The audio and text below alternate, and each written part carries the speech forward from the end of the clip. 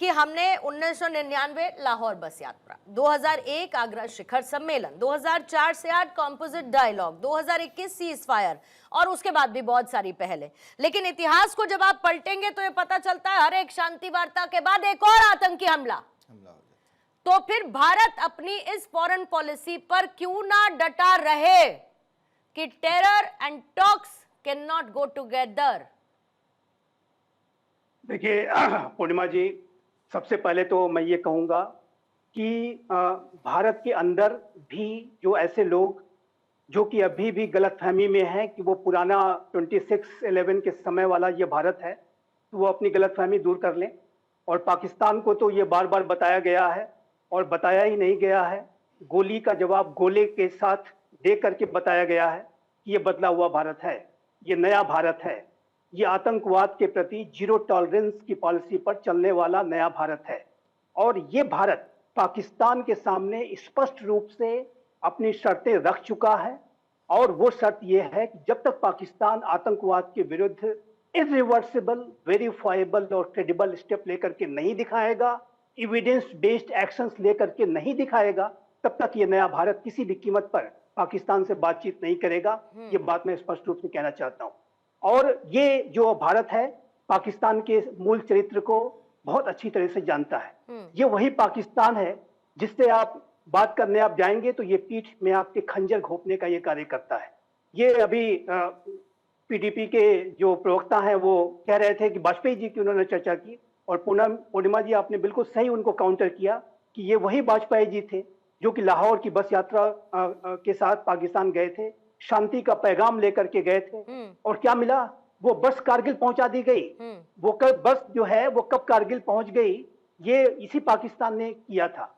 इसी पाकिस्तान ने जब जब भी हमने जो है शांति का हाथ बढ़ाया है, ये पाकिस्तान के जो रियल रूलर, जो वहां की सेना, वहां की खुफिया एजेंसी, उसको सबोटेज करने का कार्य करती है, उसको जो है पीठ में खंजर घोंपने का कार्य करती है। पाकिस्तान का जो मूल चरित्र है वो नहीं बदला है, वो आज भी आतंक परस्त है।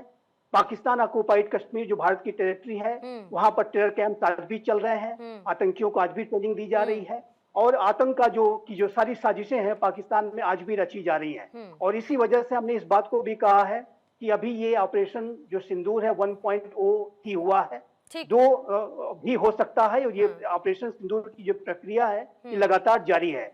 और यदि पाकिस्तान ने किसी तरीके की भविष्य में भी हिमाकत की तो अगली बार जो अभी जवाब मिलेगा वो अपनी अभी तक के जितने भी 3 स्ट्राइक्स हमने युद्धों में तो बार बार हराया है, 3 स्ट्राइक्स भी कंडक्ट किए हैं पाकिस्तान के अंदर, और चौथी स्ट्राइक जो है 3 स्ट्राइक से कहीं ज्यादा बड़ी होगी, शक्तिशाली होगी। ये पाकिस्तान के उपकरणों को नोट करके रखने में जिन बातों को शामिल किया गया उसमें ये भी शामिल रहा कि जम्मू कश्मीर समेत सभी विवादित मुद्दों पर बातचीत शुरू की जाए।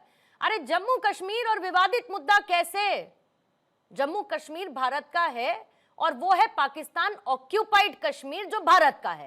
It is as simple as that. देखिए, मैं वही कह रहा था कि भारत की तरफ से शर्त बहुत ही लाउड एंड क्लियर है, और ये जो भारत है वो संकल्पशाली नेतृत्व वाला है, और जाहिर है कि इस भारत ने पाकिस्तान प्रायोजित आतंकवाद की जो जम्मू एंड कश्मीर में, कश्मीर घाटी में तो कमर तोड़ी दी है, और पाकिस्तान के अंदर भी जाकर के हमने बहुत 3 स्ट्राइक्स कंडक्ट की हैं। चौथी स्ट्राइक कहीं ज्यादा बड़ी और शक्तिशाली होगी, और जाहिर है कि भारत के अंदर बैठे हुए जो भी ऐसे पाकिस्तान के साथ बातचीत करने की वकालत करने वाले लोग हैं, उनको अपने मतों पर विचार करना चाहिए। और जब तक पाकिस्तान आतंकवाद का परित्याग नहीं करेगा, भारत के खिलाफ आतंकवाद की साजिशें बंद नहीं करेगा, ये नया भारत पाकिस्तान के साथ बातचीत नहीं करने जा रहा। राठौर साहब, आपका क्लोजिंग कमेंट। जी, पहले मैं अपने दोस्त से कहना चाहूं कि यहाँ पर पाकिस्तान की वकालत करने के लिए ना कोई बैठा है और न ही पाकिस्तान की वकालत करने की जरूरत है। आपको याद रखना पड़ेगा कि 48 में, 62 में, 71 में, फिर कारगिल, फिर सर्जिकल स्ट्राइक्स, और फिर एक और जंग, ये टूल मिलाकर फिर 5-6 जंगें आपके पाकिस्तान के साथ हमारे मुल्क ने लड़ी हैं। लेकिन मसला यह है कि हर लड़ाई के बाद फिर आपको बातचीत पर आना है, और उसके बाद फिर बातचीत हुई है। तो इस सिलसिले को जारी और सारी रखने के लिए अगर आप चाहते हैं कि जंग ना हो तो फिर बातचीत करनी पड़ेगी। अगर आप चाहते हैं कि नहीं बातचीत नहीं करनी है तो फिर जंग वाहिद सूरत हाल है। अगर आप समझते हैं उससे मामला हल हो जाते हैं तो कोई एतराज नहीं है। लेकिन एक बात हमारी है, यह है कि जो हमारे दोस्त अक्सर बेशतर ये होता है कि देखिए आरएसएस के लोगों की तरफ से तजवीज आए आरएसएस के जनरल सेक्रेटरी ठीक है, उन राठौर साहब ने साहब। भी कहा कि पाकिस्तान के साथ बात करनी चाहिए हाँ। मामलात पर। हाँ। उस वक्त आपको आप डिबेट नहीं करते, उस हाँ। वक्त आप उंगली नहीं उठाते। लेकिन अगर कश्मीर से कोई बात करता है, नहीं नहीं, सिर्फ कश्मीर से नहीं हुई चाहे सर, हमारी पाकिस्तान से भी हुई, अपोजिट इसीलिए पार्टी बात करनी, इसीलिए डिबेट हो रही करती है, तो उस वक्त कश्मीर आपके से भी सवाल हुई आप और उठते हैं। पाकिस्तान से भी हुई, जो अपना मुंह नहीं देख रहा है, वो पाकिस्तान से Sorry? भी नाम आए हैं, इसीलिए डिबेट हो रही है। सिर्फ ऐसा नहीं है कि यहाँ से कुछ लोगों ने, वहां भी है बुद्धिजीवी जिन्होंने कहा है। नीलोफर जी, आपका क्लोजिंग कमेंट लूंगी मैम।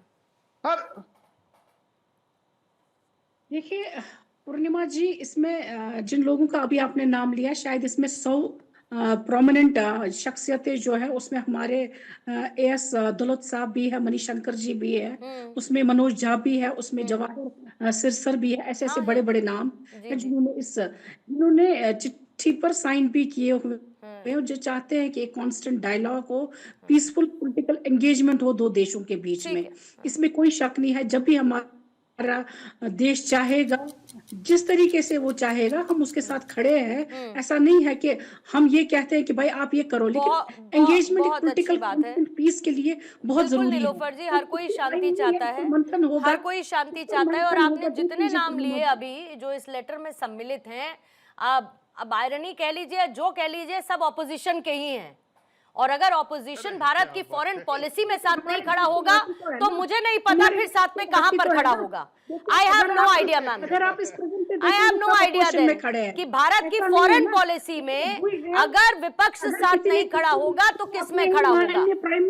आलोक रंजन जी, आपका क्लोजिंग। माननीय प्राइम मिनिस्टर हमारे फॉरेन पॉलिसी में ये क्लियरली डिपिक्टेड है, लिखा हुआ है साफ साफ कि पाकिस्तान से अगर बात होगी तो टेररिज्म पर, और अगर कोई और टॉपिक होगा तो सिर्फ पीओके होगा। अगर इस लेटर को हम लोग मान लेते हैं, एक्सेप्ट कर लेते हैं, तो ये तो फॉरेन पॉलिसी का ही अवमानना हो गया, और फिर तो पीओके परमानेंटली पाकिस्तान के पास रह जाएगा। आप सेकेंड चीज देखिए कि इसमें बड़ा आश्चर्यजनक रूप से दिग्विजय सिंह और मनीष तिवारी और इवन राहुल गांधी का साइन नहीं है, जो बड़ा मुझे आश्चर्य दे रहा है, क्योंकि फाइनली ये वही लोग हैं जो एक गैंग बना करके एंटी इंडिया मूवमेंट चला रहे हैं। अब देखिए, इसमें समझिए कि जो पीओके है उसके पहले ट्रैक टू डिप्लोमेसी हुआ है, पहले ट्रैक टू डिप्लोमेसी की बात हुई आई है। थोड़ा कट शॉर्ट करना पड़ेगा आलोक जी मुझे, ठीक है, थोड़ा सा कट शॉर्ट करना पड़ेगा। लेकिन ऐसा नहीं है कि हमने दुनिया भर में ऐसा नहीं देखा है कि अगर दो देशों के बीच में कोई युद्ध के हालात हो तो वहां पर डायलॉग ना चल रहा हो। मेरा कहने का मतलब है कि बाकी दुनिया में भी हमने ऐसा देखा है दो देशों के बीच में, लेकिन भारत की अपनी फॉरेन पॉलिसी है तो है, उसमें कोई बात नहीं है। रमनीश्वर जी, आपका क्लोजिंग। फॉरेन पॉलिसी है, लेकिन फॉरेन पॉलिसी में बदलाव आया है वो 2014 के बाद ही आया। वरना पाकिस्तान परिस्थिति वाली सोच जो है उसको लंबी समय से जारी रखा गया था और आज भी जारी रखा जा रहा है। आप देखिए आज का विपक्ष जो है, एक तो प्रधानमंत्री मोदी जी का जो मिशन है उसमें 26,000 जो 25,000 से ज़्यादा जो शहादत हुई है हमारे, चाहे जवान की बात करें चाहे सिविलियन की, उसके लिए अभी भी खड़े हैं। हम पूरी तरह से तन्मयता के साथ रिटेलिएट कर रहे हैं पाकिस्तान के साथ। लेकिन आज भी डायलॉग की बात कर रहा है वो कौन कर रहा है? चाहे आप कश्मीर लिबरेशन फ्रंट की बात करें, चाहे जमात इस्लामी की बात करें, हुर्रियत कॉन्फ्रेंस की बात करें, नेशनल कॉन्फ्रेंस की बात करें, पीडीपी की बात करें और तमाम विपक्ष की बात करें, तो हमें ये देखना है कि आप हाफिज सईद के साथ हैं, शर्जिल इमाम के साथ हैं, उमर खालिद के साथ हैं, यासीन मलिक के साथ हैं, चाहे हाफिज साहब जो कहते हैं कांग्रेस पार्टी उसके साथ है। तो ये देश सब देख रहा है और इसी के हिसाब से आज देखिए जो वोट बैंक को साधने का प्रयास कर रहे हैं, आज उन्हीं का आज देखिए सारा वोट जो खिसकता जा रहा है। यही कारण और जितने लोगों ने चिट्ठी लिखी है या जिनके मन में ऐसा ख्याल भी है, उनको एक बात याद रखनी चाहिए कि अमन की चाह तो हर हिंदुस्तानी की है, लेकिन उस शांति की पहली शर्त आतंक का खात्मा होनी चाहिए, ये भी याद रखा जाए।